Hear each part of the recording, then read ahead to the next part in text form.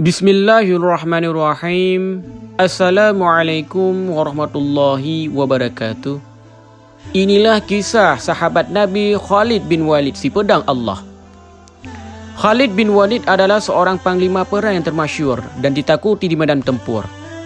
Ia mendapat julukan pedang Allah yang terhunus. Dia adalah salah satu dari panglima-panglima perang penting yang tidak terkalahkan sepanjang karirnya. Khalid termasuk di antara keluarga Nabi yang sangat dekat. Maimunah, bibi Khalid adalah isteri Nabi. Dengan Umar sendiri pun Khalid ada hubungan keluarga, yakni saudara sepupunya. Suatu hari pada masa kanak-kanaknya, kedua saudara sepupu ini main adu gulat. Khalid dapat mematahkan kaki Umar. Untunglah dengan melalui suatu perawatan, kaki Umar dapat diluruskan kembali dengan baik.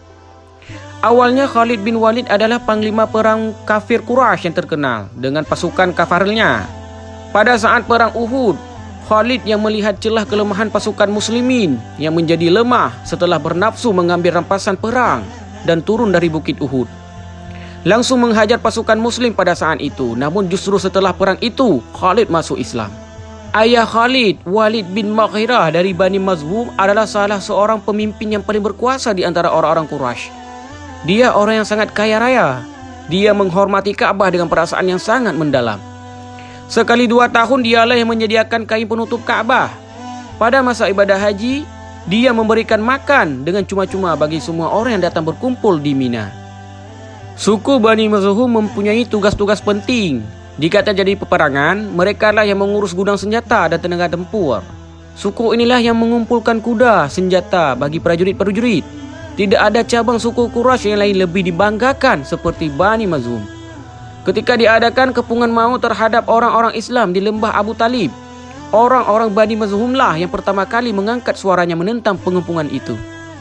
Ketika Khalid bin Walid masuk Islam, Rasulullah SAW sangat senang karena Khalid mempunyai kemampuan berperang yang dapat membela panji-panji Islam dan meninggikan kalimatullah dengan perjuangan jihad.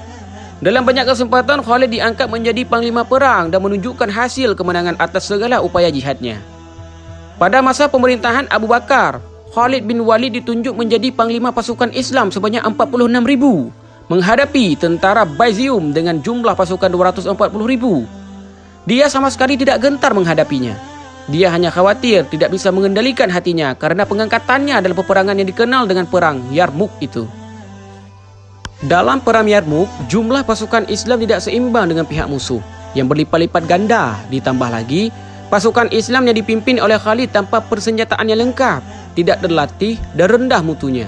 Ini berbeda dengan angkatan perang Romawi yang bersenjata lengkap dan baik, terlatih dan jumlahnya lebih banyak. Bukan Khalid namanya yang tidak mempunyai strategi perang. Dia membagi pasukan Islam menjadi 40 kontingen dari 46,000 pasukan Islam untuk memberi kesan seolah-olah pasukan Islam terkesan lebih besar dari musuh. Strategi Khalid ternyata sangat ampuh. Saat itu, taktik yang digunakan oleh Romawi, terutama di Arab Utara dan Selatan, ialah dengan membagi tentara menjadi 5 bagian: depan, belakang, kanan, kiri, dan tengah. Heraklius telah mengikat tentaranya dengan besi antara satu sama lain. Itu dilakukan agar mereka jangan sampai lari dari peperangan. Kegigihan Khalid bin Walid dalam memimpin pasukannya membuahkan hasil yang membuat semua orang tercengang. Pasukan Islam yang jumlahnya jauh lebih sedikit itu berhasil memukul mundur tentara Romawi dan menaklukkan wilayah itu. Perang yang dipimpin Khalid lainnya adalah Perang Riddah, yaitu perang melawan orang-orang murtad. Perang Riddah ini terjadi karena suku-suku bangsa Arab tidak mau tunduk lagi kepada pemerintahan Abu Bakar di Madinah. Mereka menganggap bahwa perjanjian yang dibuat dengan Rasulullah dengan sendirinya batal setelah Rasulullah wafat. Oleh sebab itu, mereka menentang Abu Bakar. Karena sikap keras kepala dan penentang mereka yang dapat membahayakan agama dan pemerintahan, maka Abu Bakar mengutus Khalid bin Walid untuk menjadi jenderal pasukan perang Islam untuk melawan kaum murtad tersebut. Hasilnya, kemenangan ada di pihak Khalid. Masih pada pemerintahan Abu Bakar, Khalid bin Walid dikirim ke Irak dan dapat menguasai Al-Hirah pada 634 Masehi. Kemudian Khalid bin Walid diperintahkan oleh Abu Bakar meninggalkan Irak untuk membantu pasukan yang dipimpin Usamah bin Zaid. Ada kisah yang menarik dari Khalid bin Walid. Dia menang sempurna di bidangnya, ahli siasat perang. mahir segala senjata, piawai dalam berkuda, dan karismatik di tengah prajuritnya. Dia juga tidak sombong dan lapang dada walaupun dia berada dalam puncak popularitas. Hal ini ditunjukkan saat Khalifah Umar bin Khattab mencopot sementara waktu kepemimpinannya Khalid bin Walid tanpa ada kesalahan apapun. Ia juga menuntaskan perang dengan begitu sempurna. Setelah sukses, kepemimpinannya pun diserahkan kepada penggantinya, yaitu Abu Ubaidah bin Jarrah. Khalid tidak mempunyai obsesi dengan ketokohannya. Dia tidak menjadikan popularitas sebagai tujuan. Semuanya hanya dianggap sebagai sebuah perjuangan dan semata-mata mengharapkan ridha Sang Maha Pencipta. Itulah yang ia katakan menanggapi penggantinya. Saya berjuang untuk kejayaan Islam bukan karena Umar.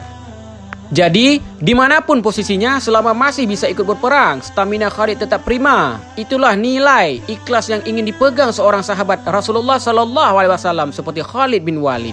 Khalid bin Walid pun akhirnya dipanggil oleh sang Khalid. Umar bin Khattab pun menangis, bukan karena menyesal telah mengganti Khalid, tapi ia sedih karena tidak sempat mengembalikan jabatan Khalid sebagai akhirnya si pedang Allah menempati posisi khusus di sisi Allah Subhanahu wa taala. Khalid bin Al-Walid radhiyallahu anhu mencatat sejarah yang begitu luar biasa dalam menghadapi negara adidaya seperti Romawi di Syam dan Persia di Irak, dan ia pula yang memerdekakan Damaskus. Saat kematian hendak menjemputnya, ia berkata, "Aku telah turut serta dalam 100 perang atau kurang lebih demikian. Tidak ada satu jengkal pun di tubuhku kecuali terdapat bekas luka pukulan pedang, hujaman tombak atau tusukan anak panah.